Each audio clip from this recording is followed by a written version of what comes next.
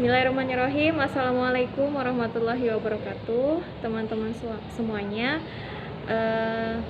Insya Allah dalam kesempatan ini kita akan membuat sebuah video ringan perbincangan santai kita mengenai RUU PKS sebagai ganti agenda kita yang terbatalkan ya sore tadi ini karena beberapa kendala yang teman-teman semua alami. Semoga dengan adanya kita membuat video ini bisa membantu teman-teman atau bisa meyakinkan teman-teman terkait sikap kita terhadap RUU PKS. Nah, sebenarnya ada apa sih di balik RUU PKS ini dan apakah teman-teman sudah yakin sikapnya bahwa menolak atau justru pro kepada RUU PKS ini? Nah, mungkin kita akan dengarkan sedikit ya penjelasan atau mungkin ya perbincangan santai kita pada sore hari ini, semoga bisa membantu. Langsung saja mungkin dengan mengucap bismillah kita awali ya, langsung saya serahkan kepada Pak Ani. Ya, bismillahirrahmanirrahim. Assalamualaikum warahmatullahi wabarakatuh. Waalaikumsalam warahmatullahi wabarakatuh. Alhamdulillahirabbil alamin. Allahumma sholli ala sayyidina Muhammad wa ala ali sayyidina Muhammad. Rabbi shrah li sadri wa yassir li amri wahlul 'uqdatam min lisani yafqahu qawli.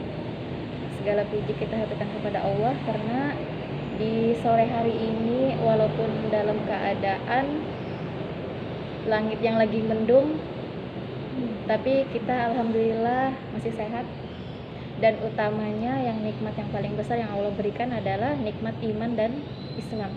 Sehingganya karena nikmat iman dan Islam itulah hari ini kita bisa nih berjumpa, ketemu secara langsung maupun melalui teman-teman secara online gitu. Kita bisa membahas tentang RUU PKS, dan ini ada kaitannya dengan agama kita seperti itu, masa depan generasi umat muslim seperti itu.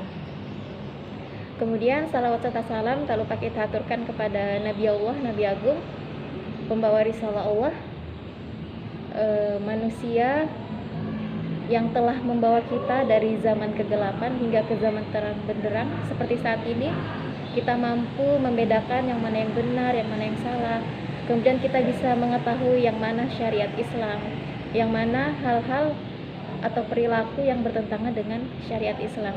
Semoga salawat serta salam selalu tercurahkan kepada beliau beserta istri-istri beliau, sahabat-sahabat beliau, orang-orang soleh hingga akhir zaman.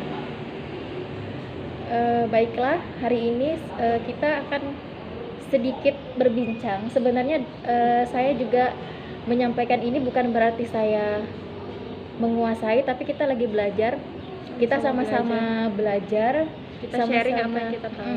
Kita saling sharing apa yang kita pahami dari RUU PKS, dan kedepannya ini setelah kita pahami, kita mau memberikan sumbangsi apa terhadap negeri ini? Apakah dengan kita ikut mensahkan atau kita ikut menggagalkan seperti itu? Nah, sebelum kita memilih untuk mensahkan atau ikut dalam menggagalkan RUU ini, kita pertama harus luruskan satu niat dulu. Kita harus satukan dulu nih pemikiran kita sama-sama semua nih. Kita satukan pemikiran bahwa kita ini umat Islam. Kita ini berlandaskan agama. Kita itu berlandaskan Al-Quran dan Sunnah Nabi seperti itu. Nah, itu yang harus pertama kita luruskan, sehingga ketika nanti setelah dijelaskan apa sih RUU PKS ini, jadi kita bisa lihat, oh saya harus dukung nih, oh saya harus tolak nih, seperti itu. Jadi sekarang kita sama-sama sepakat nih, kalau kita hidup itu tujuannya satu, yaitu hidup berlandaskan Islam, Al-Quran dan Sunnah seperti itu. Nah, sebelum lanjut ke pengertian dari pasal 1 RUU PKS, kita sedikit membahas sejarah awal masuknya kenapa RUU ini langsung ada. Itu berawal di tahun 2014. Yang mengusungkan RUU PKS ini adalah Komnas Perempuan, kemudian Forum Pengadaan Layanan. Forum Pengadaan Layanan ini untuk korban kekerasan perempuan seperti itu. Kemudian ada LBH, Lembaga Bantuan Hukum. Asosiasi Perempuan Indonesia untuk Keadilan. Kemudian setelah mereka membuat draft undang-undang ini, kemudian di tahun 2016 kemudian balik menerima draft RUU ini. Kemudian di tahun 2017 pimpinan DPR serahkan RUU PKS ke pemerintah. Namun ada beberapa catatan yang harus diperbaiki. Jadi RUU ini sempat masuk ke balik, kemudian pimpinan DPR itu menyerahkan RUU ini ke pemerintah. Namun ada beberapa catatan, yaitu beberapa pasal harus ada yang diperbaikin. Berarti kan dari awal masuknya saja berarti ada sesuatu hal yang aneh gitu, kenapa harus ada yang diperbaikin gitu. Nah, berarti ketika pemerintah membaca draft RUU ini berarti ada sesuatu hal yang mengganjal gitu ya kan untuk masa depan Indonesia. Kemudian di tahun 2018 seluruh ormas-ormas, baik ormas Islam, organisasi, komunitas itu diundang rapat untuk membahas dari pendapat masing-masing tentang RUU ini. Ternyata dari beberapa ormas itu ada yang setuju, ada pula yang tidak setuju karena berbagai pertimbangan. Nah, sekarang kita masuk ke RUU PKS pasal 1, pengertiannya kekerasan seksual. Nanti kita bisa ini ya sambil share mungkin ke teman-teman apa sih bunyi dari kekerasan seksual pasal 1 itu. Nah, ini saya bacakan dulu ya sebentar. Nanti setelah saya bacakan ini dari pasal 1 ini ada beberapa poin yang menjadi sesuatu hal yang harus kita benar-benar pahami artinya. Sebelum kita berkoar-koar saya mendukung atau berkoar-koar saya gagalkan. Jadi kita harus pahami dulu setiap arti dari kata dari kekerasan seksual ini. Jadi kekerasan seksual adalah setiap perbuatan merendahkan, menghina, menyerang, dan perbuatan lainnya terhadap tubuh, hasrat seksual seseorang, dan atau fungsi reproduksi secara paksa bertentangan dengan kehendak seseorang, yang menyebabkan seseorang itu tidak mampu memberikan persetujuan dalam keadaan bebas karena pertimbangan relasi kuasa dan atau relasi gender, yang berakibat atau dapat berakibat penderitaan atau kesengsaraan secara fisik, psikis, seksual, kerugian secara ekonomi, sosial, budaya, dan atau politik. Nah, dari arti definisi kekerasan seksual ini terdapat kata-kata yang ambiguitas. Tadi kalau dari yang saya bacakan, kita kira-kira apa nih kata yang ambigu dari kekerasan seksual tadi? Paksa, secara terpaksa. Nah, kita secara paksa, ada kata secara paksa. Jadi kalau kita lihat secara paksa berarti kalau kita suka rela itu misalnya kita digerebek, nggak berhak kita dilaporin karena kita sama-sama suka. Ya, benar. Kita tidak terpaksa. Ya, jadi itu kalau di luar pernikahan. Ya, benar. Nah, jadi di sini adalah ada beberapa kata yang rancu. Pertama di sini adalah setiap perbuatan. Jadi setiap perbuatan yang merendahkan, menghina, menyerang, atau perbuatan lainnya. Nah, perbuatan lainnya ini tidak didefinisikan apa aja sih perbuatan lainnya ini, nggak jelas. Karena kalau perbuatan lainnya itu kan kalau menghina kan bisa melalui lisan, bisa melalui ucapan, bisa melalui komen di IG, komen di sosial media gitu. Nah, itu kan perbuatan lainnya tuh luas. Jadi sebenarnya ini sesuatu hal yang kita tanyakan lagi, seperti itu. Ambigu lagi kata-katanya. Kemudian terhadap tubuh, wajar. Kalau misalnya kekerasan seksual terhadap tubuh itu wajar, berarti kan kita berhak dong untuk melapor itu kalau kita merasa terhina terhadap tubuh kita gitu. Kemudian yang berikutnya adalah terhadap hasrat seksual seseorang dan atau fungsi reproduksi secara paksa. Ini yang bahaya banget ya. Nah, kalau misalnya mendengar kata hasrat seksual, apa yang terlintas di kepala Mita? Ini kalau Mita langsung liberal banget. Hasrat seksual ini kan semakin liar ya kalau Mita bilang bahasa kasarnya. Bisa jadi seorang laki-laki punya hasrat seksual kepada sesama laki-laki, dan itu kita tidak boleh menghina mereka. Kita menegur mereka aja, mereka sudah merasa direndahkan. Mereka sudah merasa direndahkan, kemudian mereka bisa melapor. Ya. Padahal kalau di agama kita kan ya sangat sangat menyalahi fitrah gitu kan, namanya laki-laki ya sama perempuan. Tetapi kalau yang dibilang di sini, mereka bebas berhasrat kepada jenis kelamin apapun gitu, meskipun dengan sesama jenis gitu. Ya, jadi ada 3 yang mereka lindungi di sini. Pertama, tubuh, hasrat seksual, kemudian fungsi reproduksi. Ini juga fungsi reproduksi ini juga kita juga ada sesuatu hal yang mengkhawatirkan juga ketika perempuan hamil di luar nikah mau aborsi. Itu kan jadi fungsinya dia, itu kan Itu hak haknya saya. dia. Nah, jadi saya nggak berhak kalian My body is mine. nggak Terserah berhak. aku mau aborsi. nggak berhak kalian mau menghukum saya, menghina saya. Oke, lanjut. Nggak berhak, karena itu adalah fungsi reproduksi milik saya, dan di undang-undang ini dilindungi.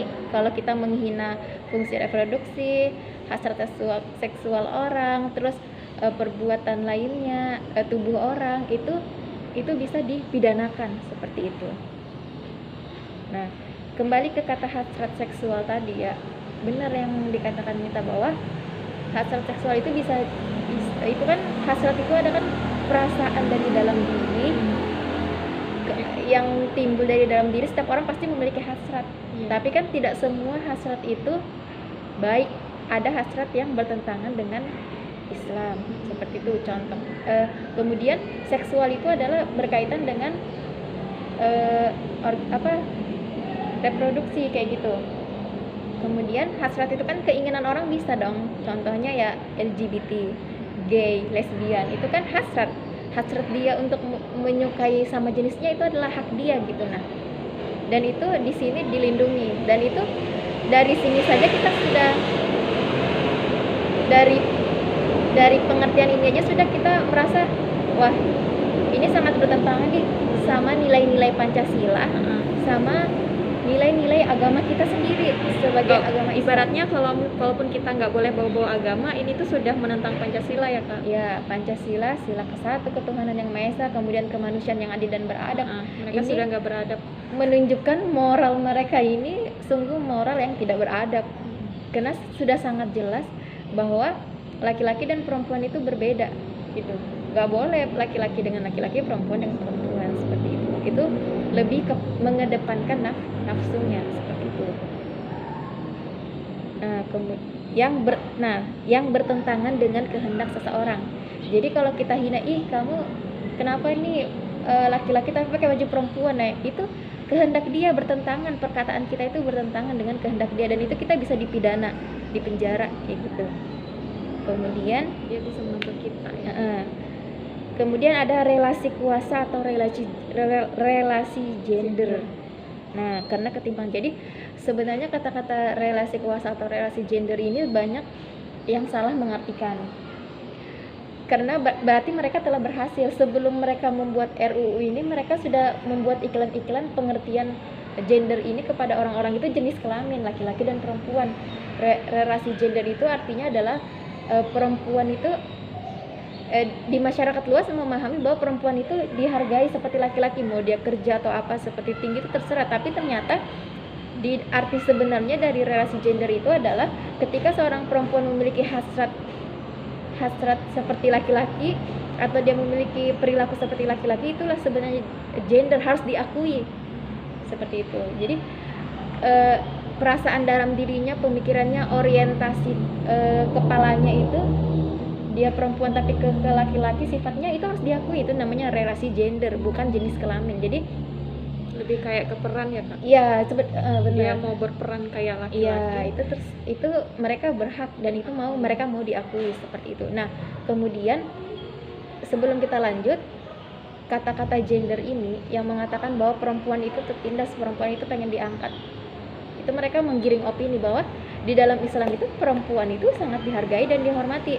Mau dia bekerja, mau keluar rumah bebas, asalkan sesuai dengan syariat Islam. Tidak bertabarruj, tidak menggoda, tidak melakukan perbuatan zina, tidak menggoda laki-laki. Selama perempuan itu keluar untuk mencari nafkah, rezeki yang halal, yang baik, belajar, dan tidak apa-apa. Mampu menjaga dirinya itu tidak apa-apa, malah diperbolehkan seperti itu. Nah, Nah, itu tadi kata-kata yang ambigu dari pasal 1 RUU PKS tentang pengertian kekerasan seksual. Nah, di pasal 1 ini adalah induk dari RUU PKS. Dari induknya saja ini kita bisa memahami sebelum kita ke pasal yang lainnya, memahami pasal-pasal yang banyak itu sampai berapa lembar ini? Hampir 700-an kayak gitu kan lembar. Ini baru di pasal satunya induknya aja sudah menjelaskan bahwa mereka ini melindungi, ada sesuatu yang mereka lindungi di sini.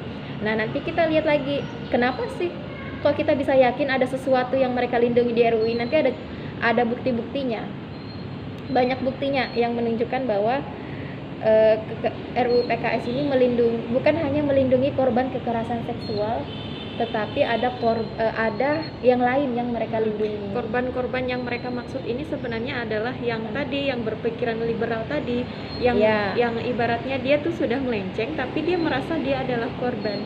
Padahal kalau menurut pandangan kita ya memang dia salah, memang dia menyalahi fitrah. Tapi disinilah yang dilindungi oleh RUU PKS.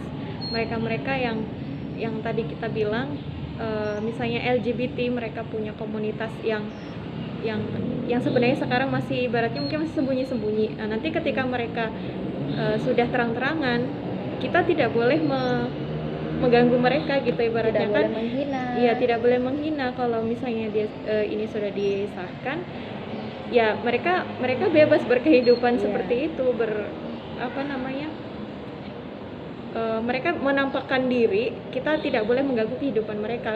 Kalau kita mengganggu, bisa-bisa mereka menuntut kita dan kita akan terkena pidana.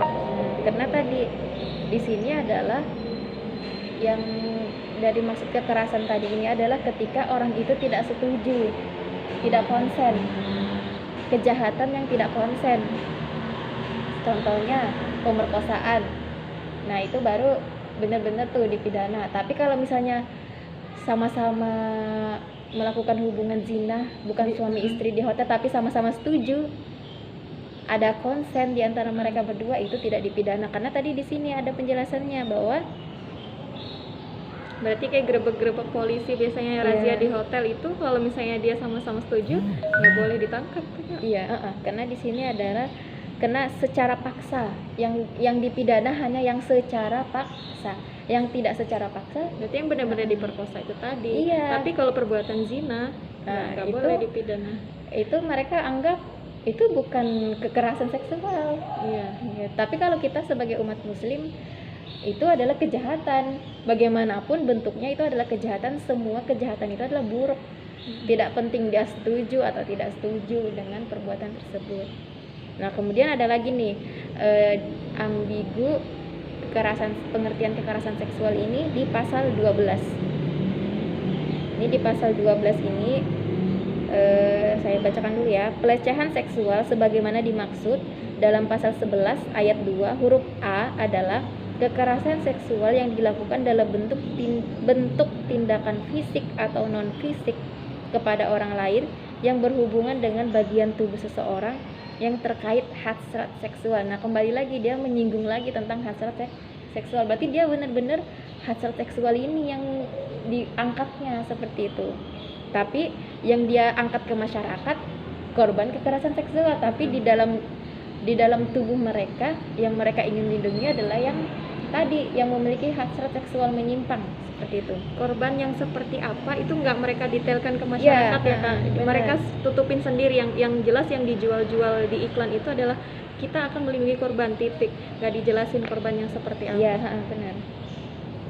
Nah, ini ada dalam pasal 12 pelecehan seksual ini ada unsur-unsur pasalnya, ada 4 unsur pasal. Nanti sekaligus kita kasih contoh ya. Contohnya nih, ada 4 unsur pasal. Pertama, kekerasan seksual atau tindakan. Contohnya, orang tua menasihati anaknya. Itu kan sebuah tindakan ya. Kita nasihati teman kita itu adalah sebuah tindakan, baik tindakan fisik ataupun non fisik. Itu merupakan non fisik ya, karena kita melalui verbal, melalui ucapan, itu satu tindakan sebuah tindakan. Kemudian unsur pasal yang kedua adalah tindakan fisik atau non fisik. Ya tadi orang tua menasehati anaknya dia berupa ucapan. Jadi itu yang kedua. Kemudian yang ketiga, berhubungan dengan bagian tubuh seseorang atau terkait hasrat seksual. Ini tadi pengertian-pengertian yang pasal 12 kan, tindakan fisik, kemudian berhubungan dengan tubuh seseorang atau hasrat seksual. Misalnya tadi anak si ibu ini memiliki kelainan, dia laki-laki tapi dia pakai ini dalaman perempuan, berperilaku perempuan, kemudian ibunya negur, kamu kenapa kayak gini, melalui lisan menasehati. Nah, kemudian si anak ini merasa tersinggung, merasa Mohon maaf ya, ada gangguan. sebentar, mana tadi ya. Lanjut sampai Oke, kita lanjut yang kekerasan seksual ini. Jadi kekerasan seksual ini yang mengiming-imingi penuh dengan kayak mendukung seorang penjahat itu harus benar-benar dihukum. Ternyata di dalam kekerasan seksual ini adalah penuh dengan istilah manipulatif, penuh dengan kata-kata yang jebakan. Kata-kata yang terlihat manis tapi ternyata pahit. ya menyembunyikan sesuatu. Ya, seperti itu.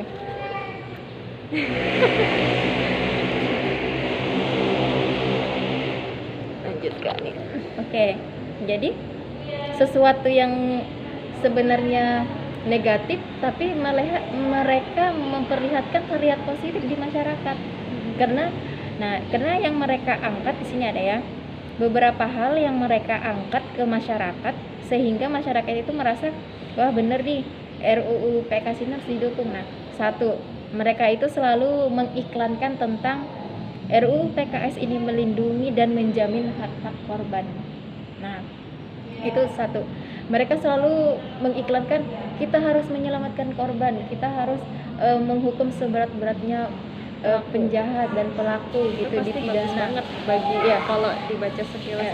Kita juga pasti pengen Iya, seperti itu. iya, kita juga mau gitu kok ya kan. Setiap pelaku kekerasan bahkan apalagi kejahatan itu semua harus dihukum. Kita setuju karena kita tidak suka ada sebuah tindakan yang merugikan salah satu orang seperti itu. Apalagi membuat orang tersebut menyimpang dari agama Islam, itu sesuatu hal yang sangat kita tidak mau seperti itu. Nah, ini satu iklan yang mereka selalu gaungkan sehingga masyarakat atau bahkan ada selebgram yang bahkan sampai mendukung juga RUU ini seperti itu. Kemudian yang mereka angkat lagi yang kedua adalah kasus kekerasan semakin meningkat.